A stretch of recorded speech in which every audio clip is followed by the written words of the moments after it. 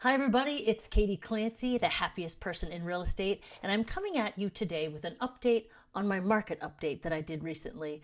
Because this week I had the opportunity to collect some more information that I think is really important, specifically as we talk about really not just what's happening right now, but what is going to happen next, which is the $1 trillion question. So on Monday this week, I got to listen in on our monthly Zoomed In on Real Estate call, which our Cape Cod and Islands Association of Realtors puts on. It is loaded with good information. It's been one of those silver lining things that have come out of the pandemic.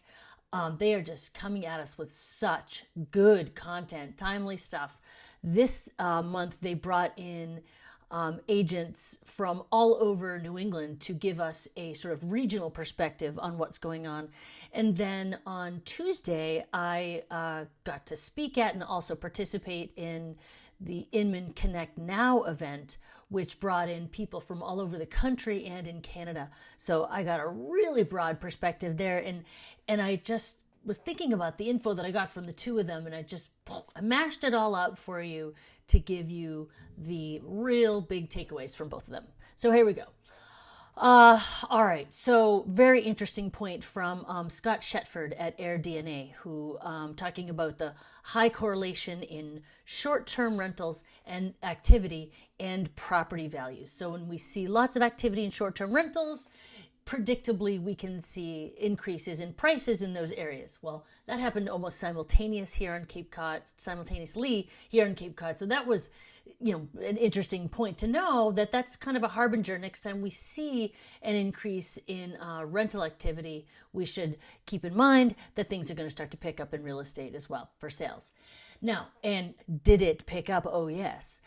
We saw median sales price for residential real estate at all-time high. It jumped 20% in 6 months. And for those of you who are like, I don't know why, how is that a big deal? What's my frame of reference?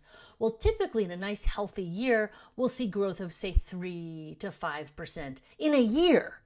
In 6 months, we saw 20% absolute spike. And at the same time, units, so how many actual properties sold, doubled. So 100% in the same amount of time. So absolute unprecedented activity, which is great for some people in the market, but not great for all, and also not a long-term sustainable solution. The price keeps climbing. So if we look at our stats, our data right now, the price does keep climbing, but units are starting to fall off. Pendings are starting to fall off because there's so little inventory.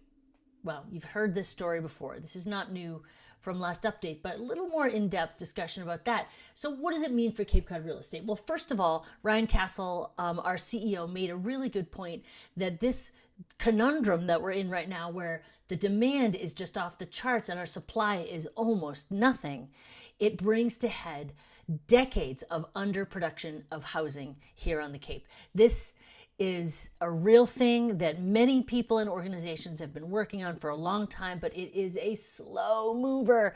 It's a municipal government thing, and it's glacial in the change. So what do we do then? If we don't have any new supply, what can we sell? Well, existing homeowners are not putting their houses on the market either. And you know why? One, if they want to stay, they have nowhere to go. There's nothing for them to buy. And also, they don't know what's happening with their jobs, with schools, with health, with the government. We've got an election coming up. So the question was that Ryan actually asked this. He said, but my God, the prices that we've got, you would think that a 20% jump in price would be enough to get people to put a house on the market. Nope. So he asked, well, if price won't do it, what will? And the answer that came out at Inman is certainty. Certainty will help people feel more comfortable to move more in the market. So as people see where things settle in their lives, in our country, in the world, we do expect to see some inventory loosen up. In fact, so typically in an election year, we see a drop off of about 5% in activity right before the election, but we pick it back up in January. So that hopefully will be part of the natural cycle that, we know we're still going to see even more of a drop off in activity. But we'll see a little bit of a pickup in January. But we'll also know a lot more about a lot of things. We'll know, with the virus, with the election, we'll have a whole lot more information. And a lot of the people who made moves in the spring and summer will have started to settle into their new sort of way of being for the fall. And they're going to know if they like it or not. I do think we're going to see some people with some buyer's remorse. And they won't have too much remorse because I do believe prices are going to continue to climb on the Cape, but you've got to consider capital gains and all that stuff. If you try to sell too soon, you're going to get whacked at tax time. I do think we'll see some uncharacteristic activity in the last quarter of this year and in the first quarter of next year, which will be where the opportunity is going to be. Well, fast times at Ridgemont High will continue. I believe that as long as we are in this dearth of inventory, as long as we were, have such high demand and low inventory, the prices are going to stay strong and maybe even continue to grow. I don't think that prices really will settle until we start to see some consistency in the supply, which on Cape Cod seems to be a long ways off. So we'll see how that goes. What can you do? Well, to balance things out, if you talk to your local select board, planning board, zoning boards about housing and what you can do, what your town can do to get more housing going on the Cape faster.